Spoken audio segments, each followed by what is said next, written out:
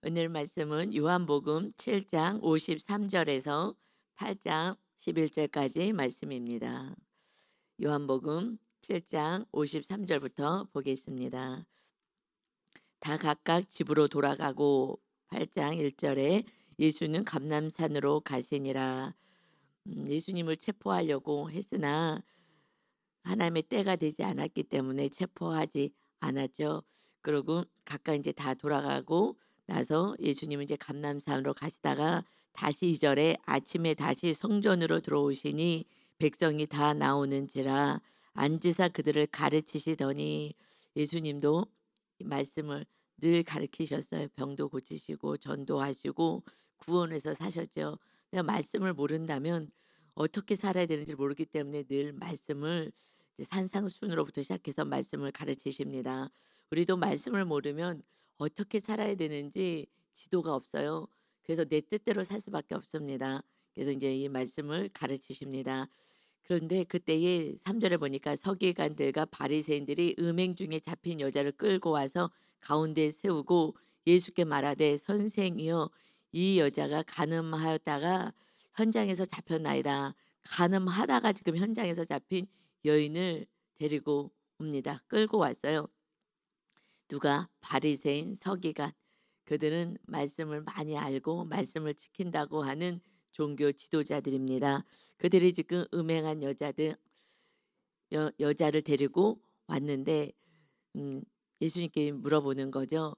이거 간음하다가 현장에서 잡았습니다. 그런데 이들은 이제 말씀을 율법을 잘 알기 때문에 구약에서 모세오경이 말씀을 잘 알기 때문에 모세는 율법에 이러한 여자를 돌로 치라 명하였거니와 선생은 어떻게 말하겠나이까. 이것을 이제 시험하기 위해서 그래서 예수님을 잡기 위해서 이 한 사건을 이제 일으키는 거예요. 왜냐하면은 율법에는 죽이라고 되어 있거든요.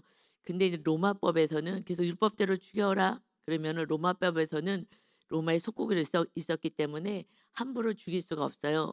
그러니까는 다 이렇게 해도 저렇게 해도 죽여라 그래도 걸리고 죽이지 말라 그래도 율법에 걸리고 하기 때문에 지금 딱 걸렸어. 이건 어떻게 빠져나가지 못할 거야. 이걸 올무를 잡아서 죽여야지 하는 이 악한 의도가 있이 잡아온 거예요.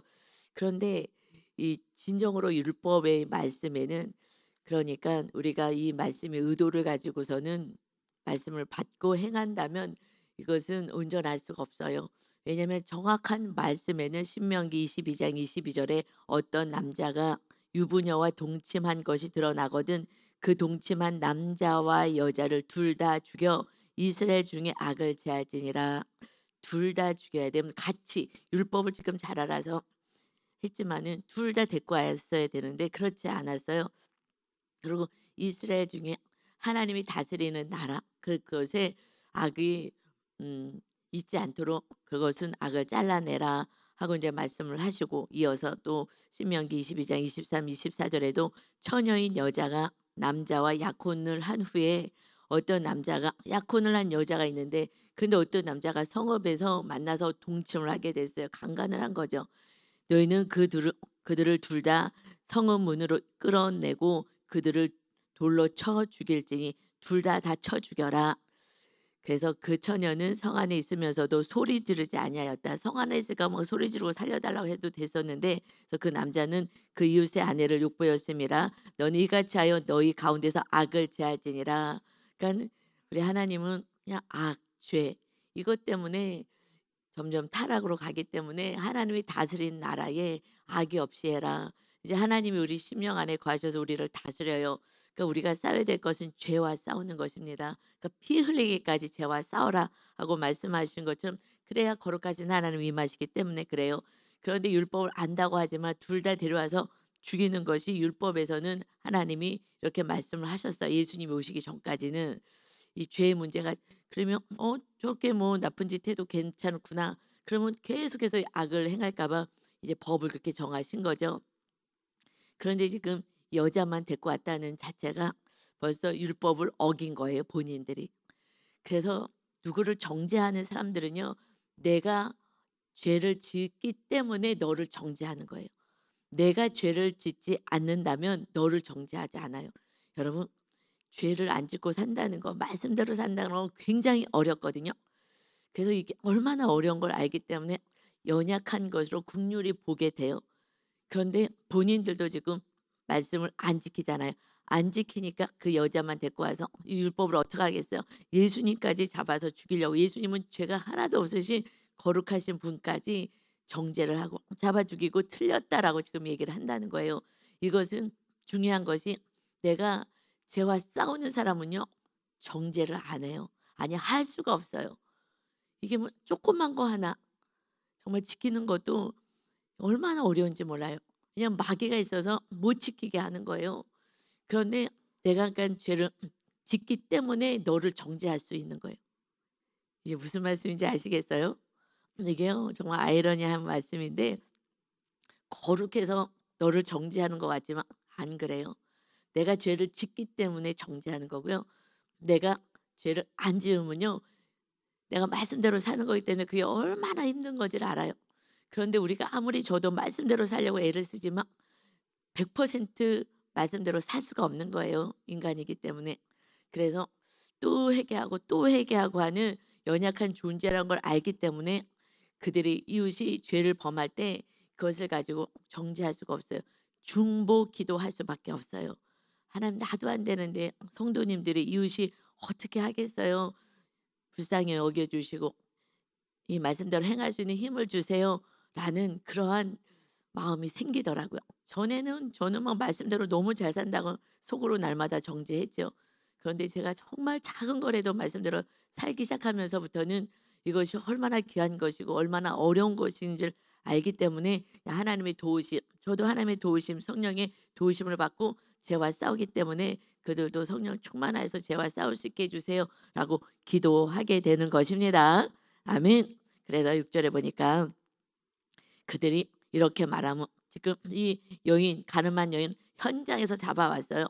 하면서 이 여인 어떻게 하는 게 좋겠습니까?라고 한 것은, 이렇게 말하면 고발할 조건을 얻고자 하여 예수를 시험함이로다.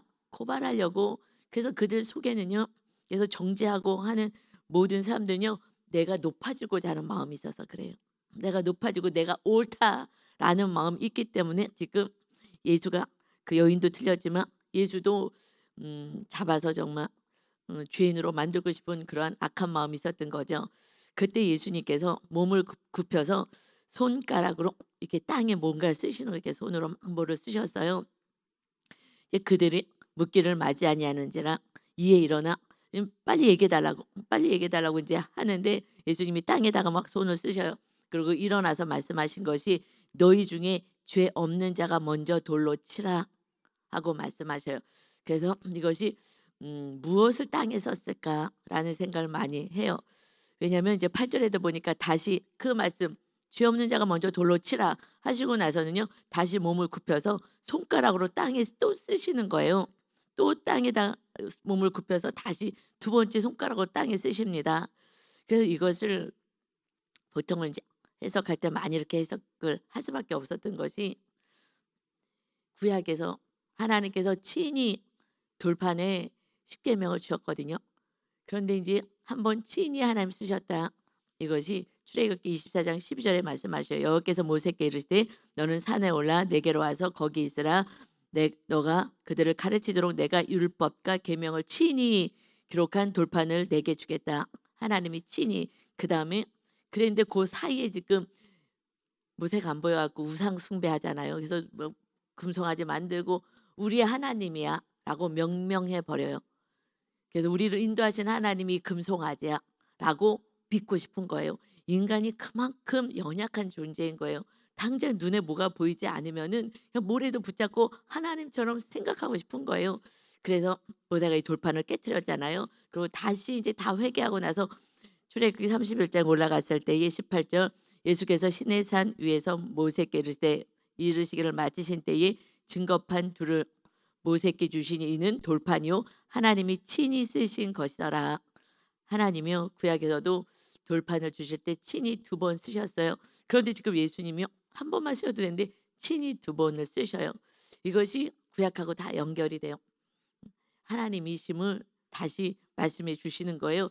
구약에서도 친히 두 번 쓰신 것처럼 또 다시 친히 두 번 이제 쓰시면서 그걸 뭐라고 했을까는 잘 모르지만 그때의 그들이 이 말씀을 듣고 양심의 가책을 느껴서 어른으로 시작하여서 젊은이까지 하나씩 하나씩 나가고 오직 예수와 그 가운데 섰는 여자만 남았더라.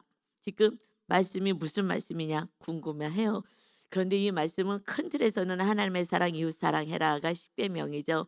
하나님 사람 이웃 사랑을 해야 하는 거야. 그런데 주님이 무엇인가를 썼는지는 정확히 모르지만 그런데 주님이 쓰시고 손가락으로 이렇게 쓰시고 나서 7절에 너희 중에 죄 없는 자가 먼저 돌로 치라. 이것이 우리에게 주신 정확히 들려진 말씀인 거예요. 큰 틀에서는 하나님 사랑 이웃 사랑이겠으나 그래서 무엇을 쓰셨을까? 너 죄를 내가 너 죄를 하나님 알고 있다 뭐 이렇게 쓰셨는지는 잘 모르겠어요. 그런데 말씀하신 것은 너희 중에 죄 없는 자가 먼저 돌로 치라. 죄 없는 자 있느냐? 죄가 다 있다라는 거예요. 그래서 예수님이 오신 목적이 우리들의 죄에서 구원하시기 위해서 예수님이 오신 거예요. 이 지금 죄의 문제를 지금 다루고 있습니다. 53 우리 7장 53절 보면 이 말씀을요 가로가 쳐져 있어요. 7장 53절에 가로 쳐져 있고 그리고 11절에 8장 11절에 마칠 때에 가로가 쳐져 있어요. 이 왜 가로 다른 말씀은 가로가 없는데 왜 여기 가로가 있느냐? 이것이 다른 그 사본에는 이 말씀이 없는 거예요. 그래서 다른 사본들을 이제 다 참고해서 이게 이제 정경으로 이제 만들어졌잖아요, 성경책이. 그런데 이 말씀이 없어요. 왜 초기 때 초대교회에서 이 말씀을 이제 정경으로 성경책을 이렇게 모아 가지고 이것을 기록할 때에 이 말씀을 많이 빼버리는 거예요, 많이. 왜냐하면 그러면 간음해도 된단 말이야. 로밖에 해석이 안 될까 봐.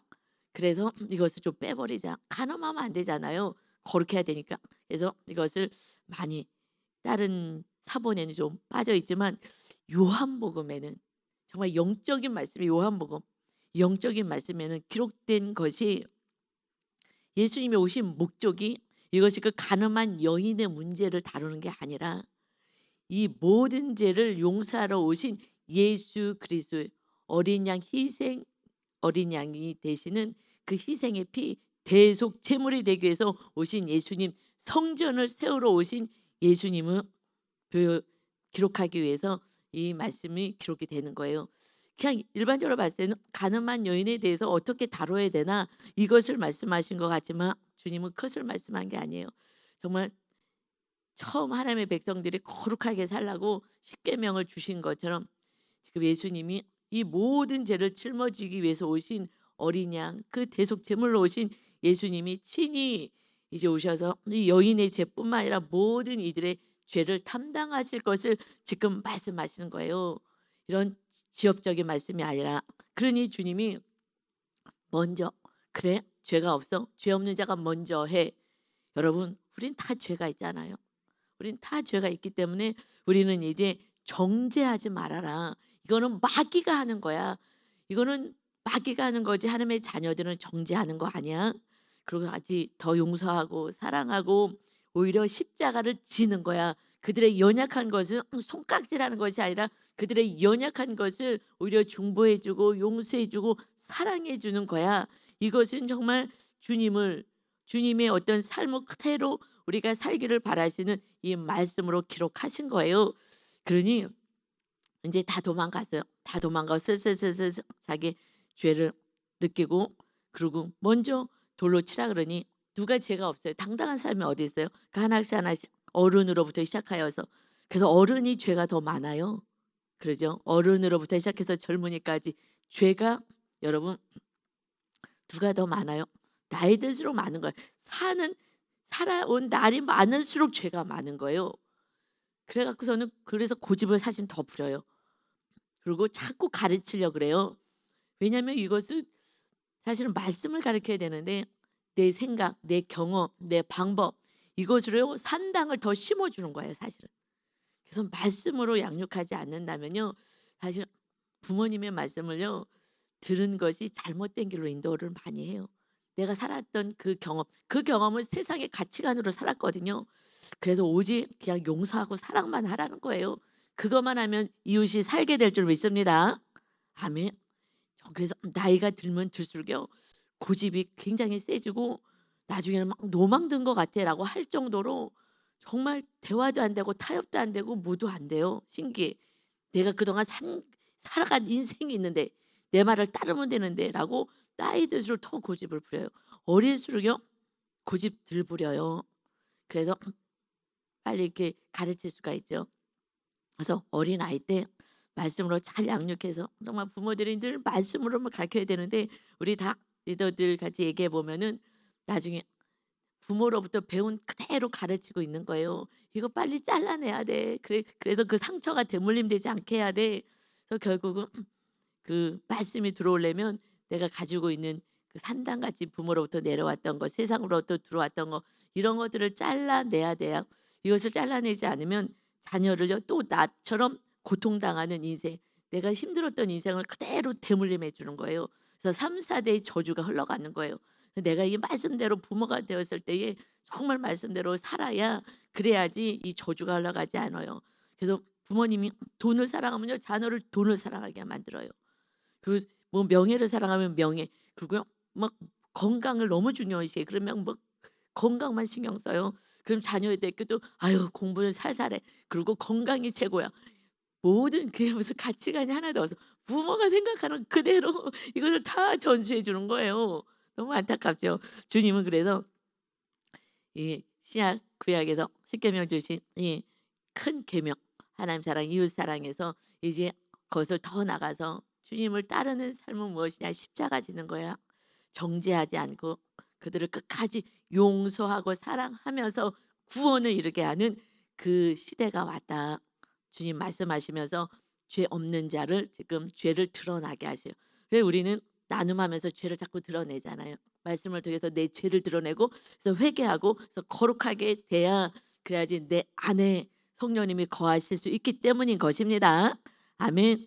그래서 10절에 보니까 지금 7절에서는 죄 없는 자가 먼저 돌로 치라 하고 정죄한 자들에서 말씀하시고 10절에서도 예수께서 일어나사 여자 외에 아무도 없는 것을 보시고 이르시되 여자여 너를 고발하던 그들이 어디 있느냐, 너를 정죄한 자가 없느냐. 지금 정죄하지 말라는 거예요. 여기서 말씀하고 싶은 것은요, 내가 죄를 짊어지고 십자가의 형틀에 매달릴 거야. 내가 이제 왔어. 이 죄 문제를 해결하려고 왔어. 이제 더 이상 정죄하지 마. 내가 이 문제를 해결하려고 하나님이 신이 아들로 왔어. 십자가에서 내가 이 모든 인류의 죄를 담당하러 왔어. 이제 정죄하는 마귀에 속한 자 되지 말아라. 정죄하지 마. 끝까지 용서하고 사랑해야 돼. 하시면서 11절에요. 그랬더니 여인이 대답하되 주여 없습니다. 정죄하는 자가 없어요. 그래서 주님은 정죄하는 자를 없이 하기 위해서 오셨다는 것을 지금 이 사건을 통해서 말씀해 주십니다. 할렐루야. 저 옛날에는요 이렇게 설교 안 했어요. 이 가늠한 여인이 초점을 맞춰서 무슨 그리고 어디에 땅에 뭐를 썼을까? 땅에 뭐를 썼을까? 막 이것을 막 아니 나와 있지 않은 거 이거를 왜 연구해요? 지금 정죄를 계속 말씀하시는데 이게 안 보였어요. 왜요? 저는 그때 정죄하고 살았거든요. 그게 이 말씀이 안 보인 거예요. 정죄할 때는 바리새인 같아서 여기서 3 절에 나오는 서기관 바리새인 저는 말씀도요 막 엄청 많이 읽고 또 말씀대로 산다고요. 저는 그래도 나름대로 열심히 살았거든요. 그러니까 제가 바리새인 서기관이 되었기 때문에 그래서 정죄하는 자였던 거예요. 정말 지금처럼 완전히 성령님의 전이 되어서 살아가는 그 삶 지금 이렇게 되니까 정죄가 훨씬 정말 줄었어요. 그러니까 살 것 같아요. 여러분 누군가를 정죄하면요 내가 괴롭거든요 사실은. 그런데 정죄하지 않는 그 삶은 이제 그러니까 이 성경이 보이는 거예요. 너무 신기하죠. 이 정죄의 말씀이었는데 이게 그때는 안 보이고 '뭐로 땅에 썼을까?' 이것만 연구하고 안 보이는 것만 알아 가지고 뭔가 막 내가 말씀 잘하는 사람처럼 보여주고 싶은 막 이런 욕구, 내가 막 높아지고 싶은 욕구 막 이 바리새인 서기관같이 살았을 때는요. 이 정죄의 단어가 그렇게 안 보였어요. 그런데 마지막에도 무슨 말씀하셔요? 예수께서 이르시되 나도 너를 정죄하지 아니하노니 주님이 마지막까지 말씀하기에 정죄. 나도 정말 죄진 이 인생들 때문에 십자가에서 달려 돌아가잖아요. 그리고 3일 만에 다시 하나님이 부활시켜 주시는 거예요. 근데 정죄하지 않겠다. 죄가 하나도 없으신, 제가 쪼끔이라 하나도 없으신 예수님이, 하나님의 아들이 "나도 널 정죄하지 않아." 여러분, 그래서 우리가 주님 앞에 나오면은 자유한 거예요. 무슨 죄를 졌어도 주님 앞에 나오면은 책망받지 않으니까. 늘 위로해 주시고 사랑해 주시고 용서해 주시고, 그렇게 주님 앞에 나오면 무슨 죄를 지고 오더라도 마음 안에 평안이 있잖아요. 용서해 주셔서 감사해요. 평안이 있잖아요. 하나도 죄가 없으신 분도 정죄하지 않는데 너희가 지금 정죄한다고? 이게 교만하다는 거예요, 교만. 그래서 "너희는 가서 다시는 죄를 범하지 말아라. 하지만 네가 지은 죄는 이건 악한 거야. 이거 간음한 건 악한 거야." 이 자체를 그냥 악하지 않다고 말씀하신 게 아니라 "죄 짓지 말아라." 이거 죄를 짓지 마. 왜요? 주님이 죄를, 우리 죄 때문에 십자가에서 그 고난을 당하신 거잖아요. 몸 찢고 피 흘리시고 정말 이 세상에서 가장 악랄한 그 십자가 형틀에 매달려서 그 어마어마한 고통을 당하신 거예요. 그러니 정죄하지도 말고, 우리도 죄인이니까. 그래서 주님의 은혜로 우리가 지금 이렇게 하나님의 자녀가 됐으니, 그냥 너희는 잘한 것이 하나도 없어. 죄진 것밖에 없었는데 하나님이 아들 보내셔서 우리 죄를 주님이 다 그 어마어마한 고통을 통해서, 십자가의 고통을 통해서 용서받았으니 그들도 회개할 수 있도록 용서해 주고 사랑해 주고. 왜냐하면 용서해 주면요, 그리고 죄를 졌는데도 사랑해 주면요, 양심이란 게 있어요. '야, 내가 이렇게까지 했는데 저 사람이 어떻게 나를 용서하고 이렇게 사랑해 줄 수 있을까?' 하면서 그 주님의 빛을 보고, 그리고 주님 앞에 오게 되는 거예요. '야, 예수님 믿으니까 다르구나.' 그때 마귀가 떠나가는 거예요. 그러니까 정죄하지 말고 주님처럼 십자가 지는 것이 뭐예요? 죄를 담당해 주는 거예요. 그래서요, 악한 자들이요 막 욕을 하고 하는 것을요 입을 다물어 주는 거예요. 그러면서 그들이 막 거룩한 자와 악한 자의 모습이, 자기의 모습이 확 드러나는 거예요. 비슷한 사람끼리는요 같이 싸워. 막 내가 옳으니 네가 옳으니 같이 막 싸워요. 그렇게 싸울 때는요 비슷해요. 목사님한테 왔는데 누가 악을 행했어요. 근데 같이 싸워. "목사님이 이럴 수 있어요?" 근데 목사님이 "내가 뭘 잘못했다 그래?" 하고 둘이 막 싸우는 거예요. 그러면요 비슷한 거예요, 비슷한 거예요. 그러니까 서로 악을 막 "네가 이렇게 잘못했지. 네가 이렇게 잘못했지." 막 내가 옳은 것만 계속해서 싸워대는 거예요. 그냥 비슷해. 그러면서 "아이고 저 목사가 아이고야." 뭐 이러고서는 조롱하고 가는 거죠. 근데 누군가가 성도들끼리 같이 싸워요. 근데 한 사람이 억울해도 그냥 입을 다물어요. 그럼 이 사람이 막 침튀기면서 막 아글아글 쓰고 막 소리 지르고 "네가 잘못한 거 아니냐."고 막 그렇게 잘못이 없는데도 본인이 착각하고 이렇게 했을 때 끝까지 입을 다물어요. 막 난리 치다가 나중에 이 사람이 입을 다물고 있게 되면, 그러면은 뻘쭘하죠. 내가 너무 미친 사람처럼 날뛰었으니까. 그리고 끝까지, 그리고 미안하다고, "그런 건 아닌데 오해하신 것 같은데 죄송하다고." 이러면서 내가 더 죄송하다가 미안하다고 하면 낮아지는 거거든요. 더 낮아지면은요 이 죄가 확 드러나는 거예요. 그 안에 있던 그, 옛날에 인격적으로 만났는데 이 사람이 뭔가 자기에게 조금 손해 봤다고 막 악을 쓰고 막 발악을 하고 했는데 이 사람이 더 낮아져요. 그러면 선인과 악인이 확 드러나 버리는 거예요.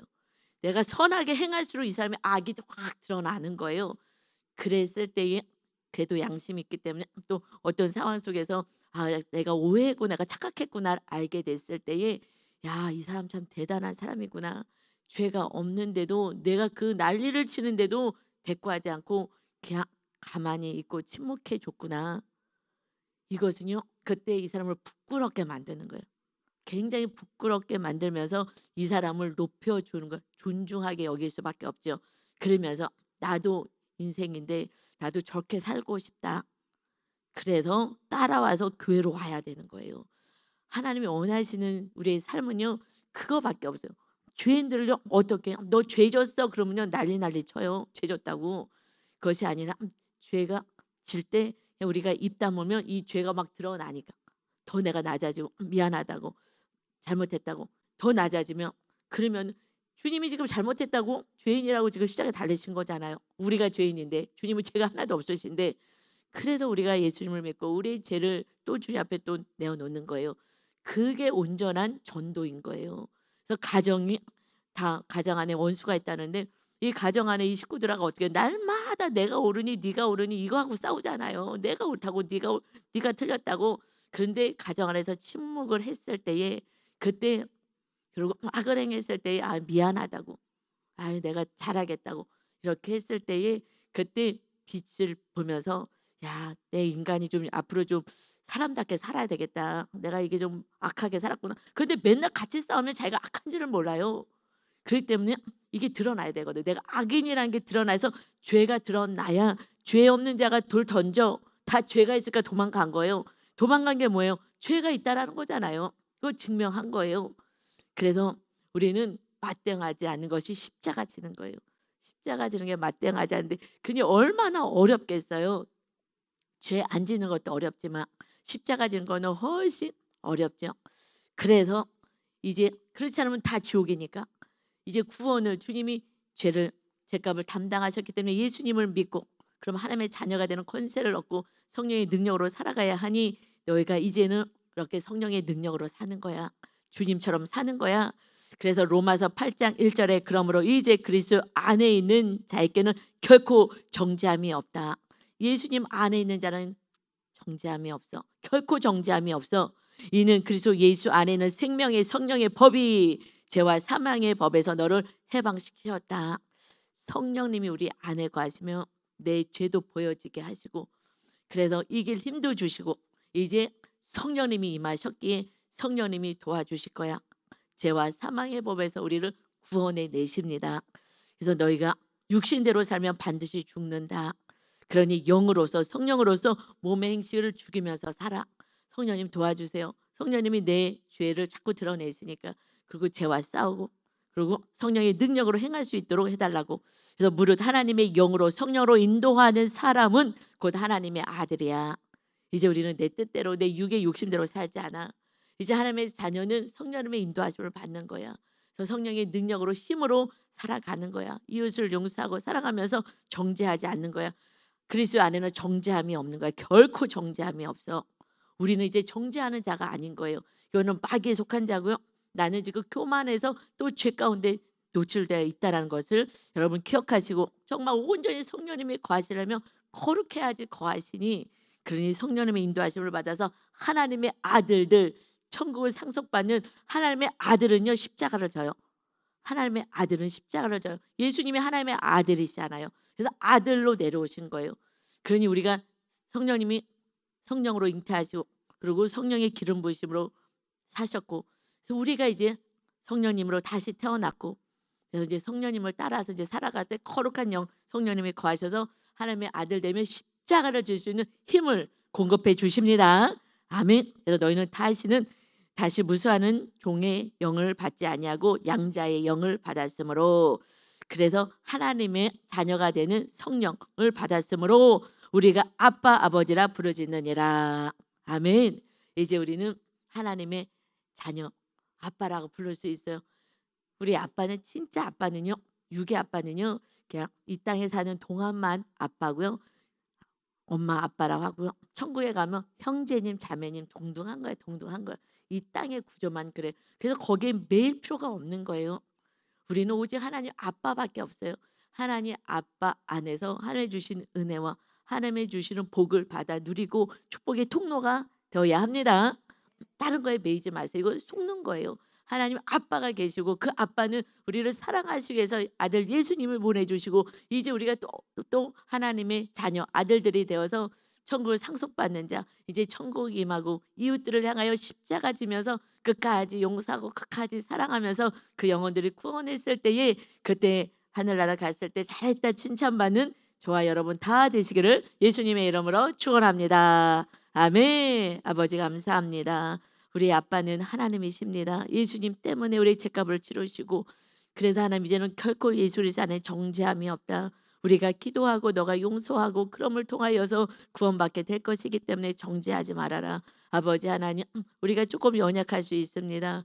그러나 그것이 우리가 아직까지 성령 충만하지 않기 때문인 것이기에 하나님 우리의 연약함을 날마다 주의 앞에 나와서 회개하고 성령의 충만한 은혜를 입는 자 되게 하여 주옵소서. 다시는 죄를 범하지 말아라. 주님의 안타까운 말씀하십니다. 우리가 또 죄를 짓는다는 것은 주님을 또 십자가에 못 박는 것입니다. 정말 주님이 나 때문에 흘리신 그 어마어마한 고통과 그 피와 그 몸짓기신 그 은혜를 생각하며 내 죄를 정말 몸서리칠 정도로 정말 힘들어하며 이 죄와 싸울 수 있는 피 흘리기까지 싸울 수 있는 우리 거룩한 성도 모두가 되게 하셔서 이제 오직 성령님의 인도하심을 받아 살아갈 수 있는 거룩한 하나님의 자녀들로 살게 하여 주옵소서. 오늘도 우리와 함께 하시고 돌봐주신 하나님 아버지께 감사드리며 예수 그리스도의 이름으로 기도 올리옵나이다. 아멘.